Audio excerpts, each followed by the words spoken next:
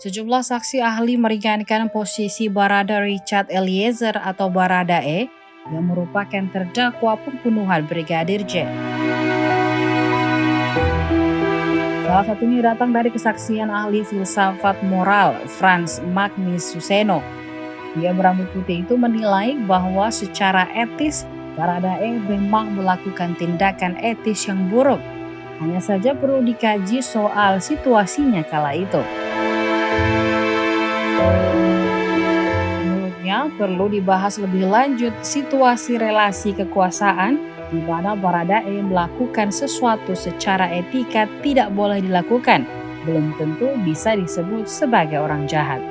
Hal itu lantaran Baradae sedianya tidak tahu mana yang harus ditaati, mengikuti suara hati soal etis atau mengikuti perintah dari atasan. Hal ini disampaikan Romo Magnis saat hadir sebagai saksi ahli dalam sidang meringankan terdakwa Baradae pada Pengadilan Negeri Jakarta Selatan pada Senin 26 Desember 2022.